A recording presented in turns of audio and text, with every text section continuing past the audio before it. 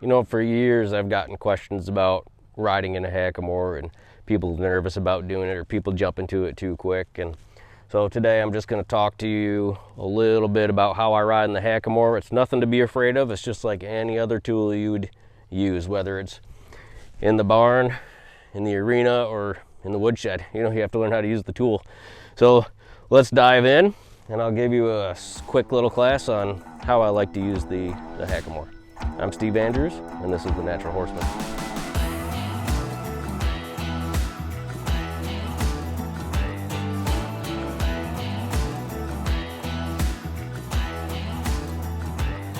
So if you guys have been following along with all my groundwork videos that I've been doing, you're going to notice a very common correlation between the hackamore and the halter work. And really, you know, I always talk about with my groundwork, my groundwork relates to my ride, and I really use that halter rope as a rein. And if you guys are practicing on the ground, you're going to be set up. You're already going to have a good start to riding in a hackamore. And to help me today, this little horse, she's 2 years old. Her name's Twerk, and this is going to be her 7th ride. And while we're going through this ride, I'm just going to talk to you about the tool I'm riding in, this hackamore, and how I use it. Because again, like I said, I don't want you guys to be nervous about using this tool. Just like any other tool you'd ever use on a horse or in your wood shop, you know, you have to learn how to use it. That's all there is to it. There's nothing to be afraid of. Okay, so the key thing to riding in a hackamore is you don't hold on to it. You never hold on to it. Meaning you don't want to take a solid feel like this and just hold, because first thing's going to happen is your horse is going to have something to brace against. Now, it doesn't mean I won't offer a steady feel. I'll offer a steady feel, but it's going to be light and brief. And then I'm going to add some rhythm to that ask to get them to give to it or flex to it. And I'll do the same thing on this other side. Add a light, steady feel, and then add some rhythm to it. And the rhythm I like to add to that, okay, is like a rhythm that I would feel in their feet. So if it were a walk or a trot, say, if it was a 4-beat walk, I'd go 1, 2, 3, 4, 1, 2, 3, 4, 1, 2, okay? Or if it were a 2-beat trot, I'd go 1, 2, 1, 2. Okay, that's the rhythm. That's a natural rhythm to a horse. So I'd activate, and I'd go 1, 2, 1, 2, until she starts to give. And again, you don't want to hang on that. Okay, if you start hanging on that, it gives your horse something to push on, and you're going to create a very heavy horse. All right, so that's the main piece to this tool is don't hold on to it. All right, and then also when you're working on stopping a horse, we'll get to that later. To start, I like to stop them with just one rein at a time, especially in this tool, because if you start pulling straight back on something like this and holding like that to get a stop or a backup, you're giving something they can just dive their nose into and really push into. But if you do a one rein stop correctly in this, you can really teach them to sit on their haunches and stop on their hind end, which is going to improve, or it's going to extend the longevity of their working life.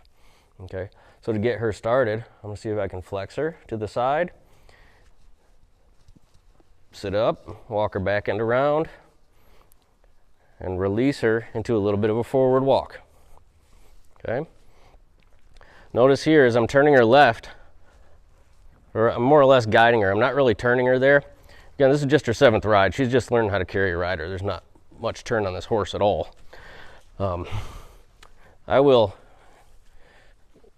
not hold that rein as I'm guiding her, but I'm touching out to the side. Just touching out to the side. And I'm going to add a little speed to her feet here. And this horse has a lot of stop to her.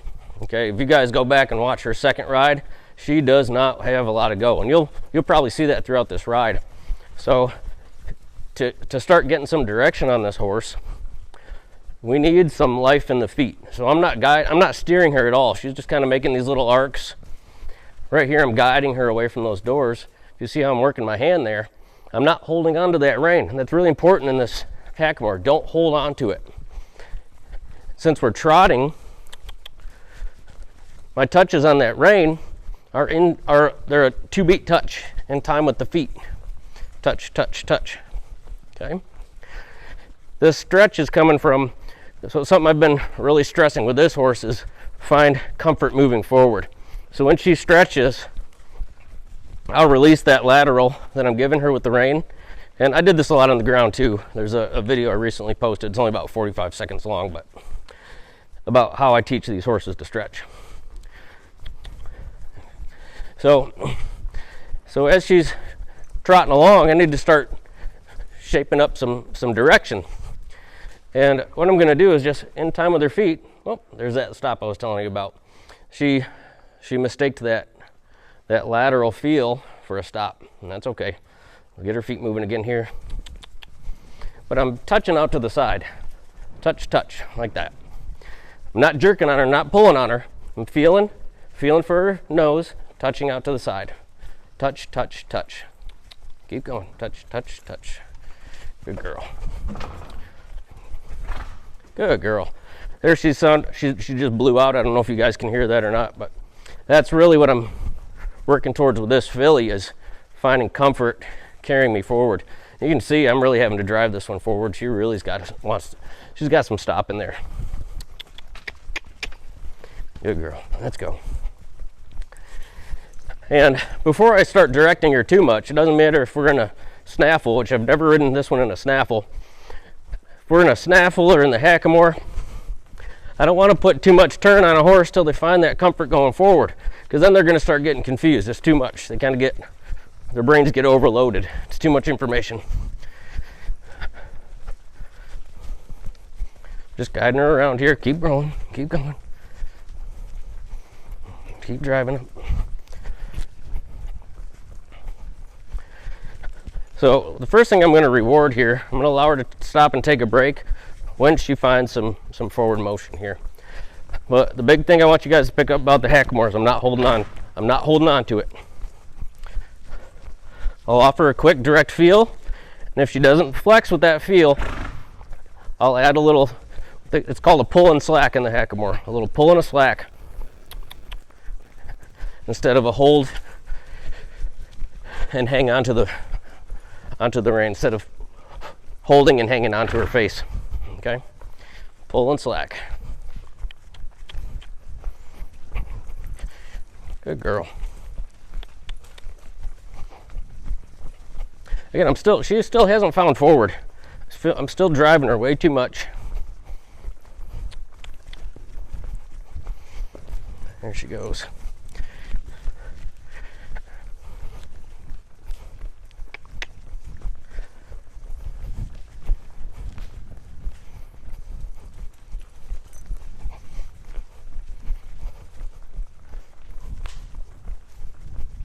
I'm gonna try to straighten her out just a little bit here. See if she'll find some forward in that straightness. That's better.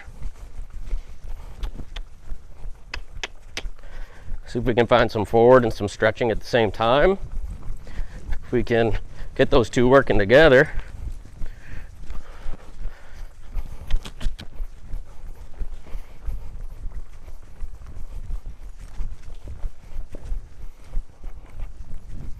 So to get that stretch, you can see I'm bringing my inside leg up towards her armpit and just touching her nose to the inside with my rein. I just call that lateral flexion. Ooh. Okay, now this horse from the start, she's been really had a lot of woe on her. So that stop hasn't been much to teach. It's been the forward that's big on this horse, and that stop, if we can encourage, it doesn't matter if you're on a Western horse like this or an English horse. I've got lots of those in training right now, but you really want them sitting on that back end to stop. Okay, and to do that, to teach the stop like that, it's lots of, on the start, even with this one rein, get them going around like that, because what that does is and again, you can't hold them in that one rein. If you hold them in that one rein, it'll have the opposite effect. But what that does is it supples their top line up laterally side to side. And then next thing you know, they're driving forward off the haunches and stretching their heads down. Okay, that's where that comes from. Their heads don't need to go down to the dirt. I'll generally tell folks if their eye is below the withers, I'm happy. Then they can stretch as far as they want. And then you can decide from there how low you want it to go. You can ask it to go lower, but if their eye's below their withers, they can stretch where they want to stretch. Okay. Good girl. All right, so here, I'm gonna flex her to the right. Notice right here, my rein's floppy. Krista, I know the lighting may be bad, but can you come over here? Because I want to flex her to the right just for her development. Flexing her to the right, but I'm using that rhythm in my hand. I'll use that direct feel and then that rhythm, that 1, 2, 3, 4. If it were a nice fast walk, 1, 2, 3, 4, to back up my feel. What I'm not doing is taking, pulling, that's heavy already, and holding like that. See, now there's nowhere for her to go. If I were to do that too many times, she'd get really heavy and she'd start fighting that. So to maintain this lightness, I need to make sure I'm not holding on to her. Tip that rein, there's that direct feel. If she follows it, I'll release. Okay, if she hangs on it, I'll do that 1, 2, 3, 4, 1, 2, there she goes. Okay, well, she's just a little confused there. I didn't ask her to move her feet, or maybe she's catching her balance after flexing and working herself around a little bit. So I just continued that flexion, sat heavy in my seat until she stopped. Okay, that's something, if you put that in your horse early on to respond to your seat versus having to, you know, get up on them and kick them and that type of stuff to require them to go forward, you're gonna have this lightness so much earlier in development, this understanding of when to stop, when to go. You know, if you think about, I'm sitting heavy on my seat and I'm flexing her, that's the time to stop, okay, because I'm sitting down. If I flex her, come on, get your head up here. You don't need to be going that low. And I sit up and ride, that's time to go. That feels different, right? If I'm sitting heavy on her back, if I'm sitting heavy on any horse's back, it's gonna be harder for them to go forward than if I'm sitting up and moving out, if I'm sitting up and going somewhere. Okay. So right there, when she sucks back like that, I didn't ask her to stop or go backwards. I'm gonna tip her nose out to the side, but I did that with that rhythm we've been talking about. You never wanna hang on to that hackamore.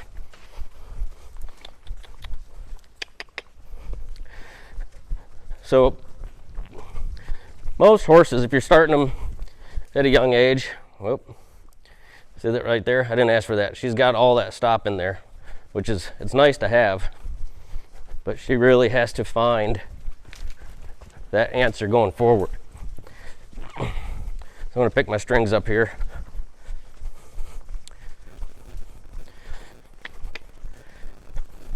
And it's something I don't want to take out of her. I don't want to punish her or get on her case about it. But at the same time, she can't be stopping without me. Just like they can't be taken off without me. It's the same deal. My weight's back, it's up, I'm riding forward. She needs to be going forward with me. Okay, I'm gonna add a little string to this because she's really feeling like she's sucking back. And something I also don't want is for a horse to suck back rather than stop, and that, you know, on these young fillies, these young colts, and turn quickly into a buck, right? So now if she were to stop real hard and suck back, I'm actually going to give her some rein, because if I try to fight that too quick, that can turn into a buck real quick. Okay, so let's drive her forward a bit. Make sure you stay relaxed when I drive you forward. There you go, thank you. And just gently working that rein to the inside. Get on up there, little filly. Get on up there, Twerky.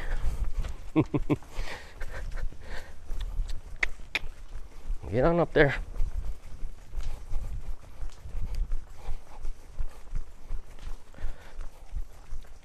Something else, you know, I don't want to take out of her is that stretch. We put a lot of effort into that. So I'm really trying to balance all these things out. She's not doing anything wrong. She's just learning. Okay, so I'm not going to get on her case. I'm just going to ride, guide, get settled in to this forward, or to a forward trot. We don't have one yet. Step it up, step it up. There we go.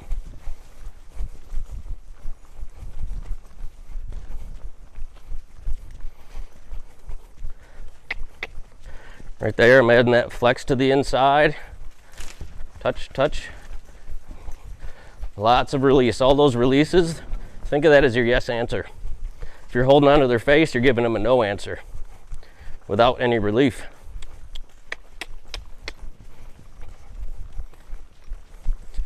She's trying to connect onto Krista there.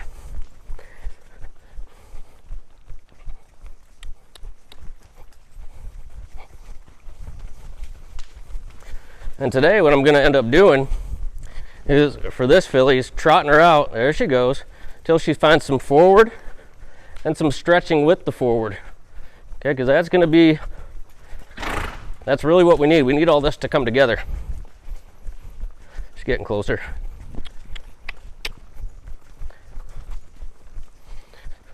When she starts going forward, what I don't want to do is, allow her top line to get tight. So we got some forward, and I don't know that I'd call that forward, I'd call it faster, because her top line started getting tight. So fast isn't forward.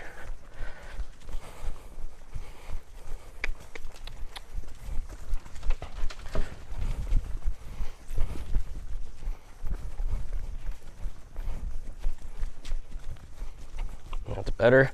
Ooh, good girl. Very good, Twerky. Okay, if we're going to let her soak on that, and then we're going to have another go around. Okay, she still hasn't found or settled into that forward that I like. She found a little bit more there. She stayed soft on her top line. I'm going to allow her to have a breather. But again, today for this horse, I want her to really settle into that forward with relaxation. Okay, that's the goal for today's ride. I think it'd be a mistake to start putting turns on her too soon, or start really dialing in a stop, that type of stuff, because do that stuff too early, you can really overload their brains. They get confused. I just want these young horses to feel comfortable moving out and stopping, with a rider, learning to get light. I like to think confidence, lightness, or confident, light, and centered. Right, confident first, then light, and then centered between my legs and my reins, meaning I can put you on a pattern, I can put you on a line. Okay, confident, light, and centered, in that order. So I want her confident and feeling good about taking me forward. Good girl, Twerky.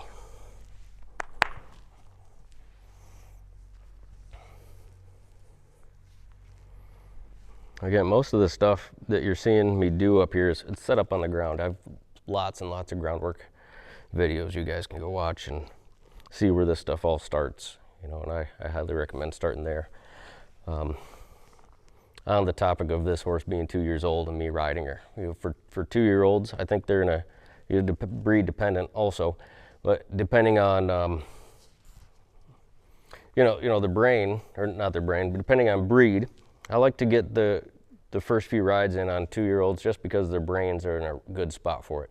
I'm not riding the crap out of them. I just want them, I just want confidence and lightness carrying me forward. And that might take 10 rides, it might take 20 rides, but you really want to get them settled in and confident. Or I do. You can do what you want with your young ones, but settle in and confident, and then call that good for the year. I get it if you're going to a futurity or something like that, but we're not doing that with this horse. So I'm happy 10 to 20 rides when she's confident and carrying me forward. Walk, trot, canter, relaxed into it. That'll be good for the year, because I really want these horses to last, have a full working life. Okay, again, that depends on the breed too. Some breeds you wouldn't want to start until they're another year or two older. But okay, let's get a little more confidence trotting out here, and we'll call that a day for a little twerk. And this horse is pretty smart. I bet, we find this nice forward trot today, she'll come out of the gates tomorrow and find the answer pretty quickly.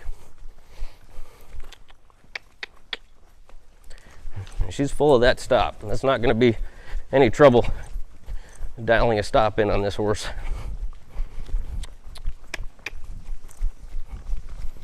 I'm going to give her a little bit more of a push. Now right there, she thought about cantering, and that was more of a, there's a nice forward. I like that.